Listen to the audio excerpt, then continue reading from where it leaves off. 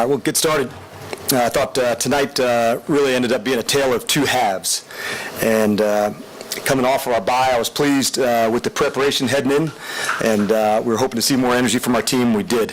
Thought we had opportunities today in all three phases, and in the second half, we did not own those. And this one hurts, no doubt. And for us to be the team we know we can be, we've got to play more consistently for the whole time. The expression we use is doing right longer, and that's what we will do. So with that, I'll be glad to open up to your questions regarding the game.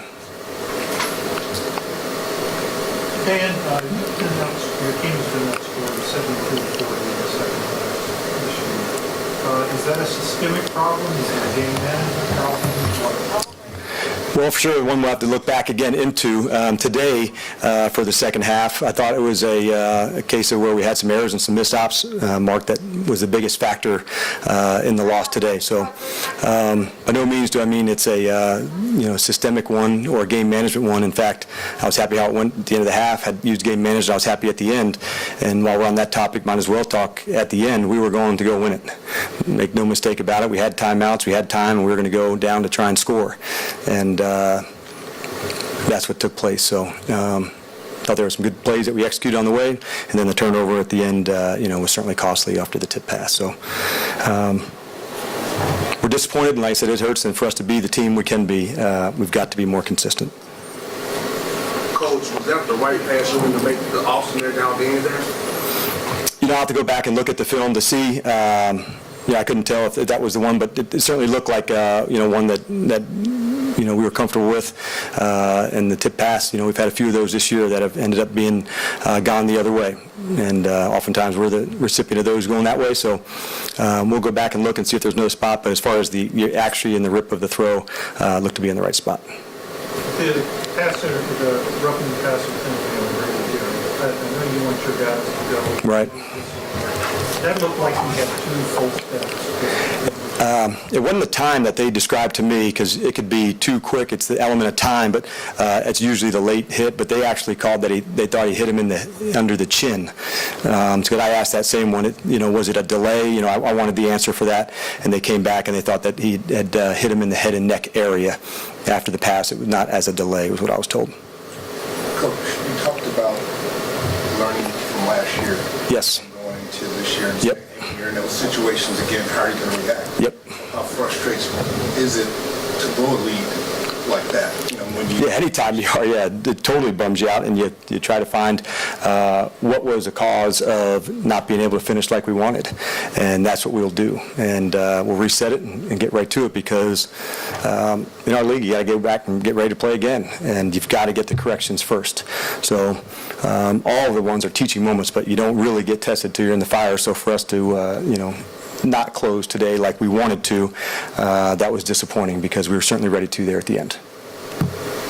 Coach, is there something different each game in terms of the second half, where the letdown happens? I wouldn't just say it's a letdown, not a case of, like a letdown or not over, at sometimes, and I'm not saying this is, but you can be over try. I'm trying so hard to not, dial up, and you're not playing into your own self. So we'll look at everything. We looked at the 4 games that we had. We liked some closes that we had. I think we're also missing the point. We had some ones down on inside the 5-yard line that you stopped them. Like, that's a hell of a job.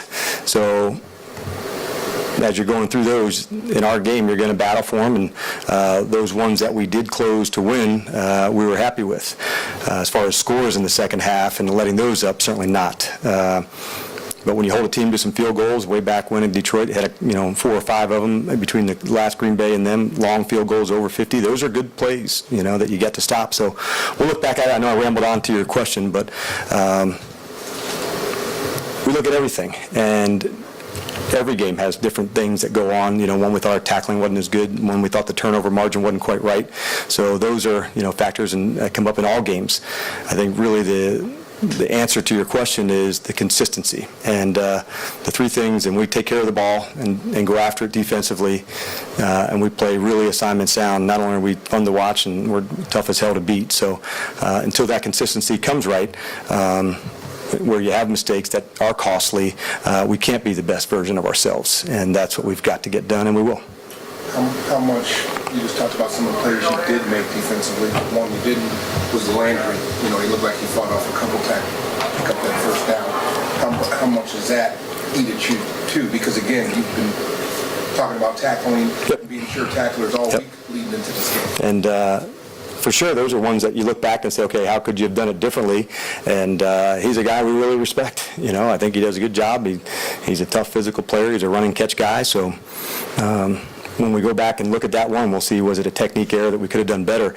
I think the bigger errors occur when there's a foul or a long play that caused something. The running catch plays where you're going to battle, that's, the life we live as competitors. You're not going to stop every one of those, but the ones that are explosive or big or technique errors, those are the ones, Vaughn, that you better get corrected, because the ones where you're naturally going to battle for guys, you're not going to win every single one. You're going to win a lot, but you're not going to win every one. And I don't know how big of a factor this was in the grand scheme of things, but I know you guys got off to a fast start offensively, and you had Sark up in the box, and we didn't know that was going to happen and stuff like that. What went into that decision? Through the offseason, it was one of the topics that I discussed with him, and during the preseason, we tried both. I preferred him being up and just seeing everything, so it was really after the bye, and he said no problem. So it was just more really by me design, the ability to have the call to the quarterback right there and seeing everything, the hash, the yard line really quickly, and I think in our system it benefits you to be in the press box. Coach, before the bye, you said you were hoping to see more explosive plays on offense. How pleased were you to see Matt and Marvin connect on that? And what a great memory for him as a first NFL catch, and to have that one go. So it's one we've been working hard on in practice, where we can connect on some of our deep plays, because that's where the explosive plays come from on your play action. So I thought that was a good sign, of things ahead because of our ability to connect on those. And let me apologize again for asking the question and that's but when you have come off a game like we have in February, Yep. you come into this and you've had issues of leads disappearing, and today you want to make it. Correct. Do you worry that your team is going to think, well, that's who comes? No, I recognize the question too, Mark, so you don't have to apologize for that. I do recognize it. You can't replay, the game that was, played in the Super Bowl, but what we can do is control what we have now. But for that one, it was a historic game and one that, we didn't get done. But we don't look back to that one on every opportunity when we're ahead or when we're behind in any of that way. So our focus is 100% on now and who we are. We've got different guys in different spots, and it's 100% about doing better in the here and the now, and that's where our focus will stay. Coach, when you get with your staff and you look at fixes, and Yep. changes and all that, will that also possibly include personnel changes? Not at this point. We'll certainly look at that and see what we always do. We grade every player in every game, and so we kind of track and mark to see where we're at and how to feature them in the best way. So as I'm standing here today, that would not be a topic I would have, but we'll certainly look at ones, but there wasn't anything that stood out to me to say otherwise.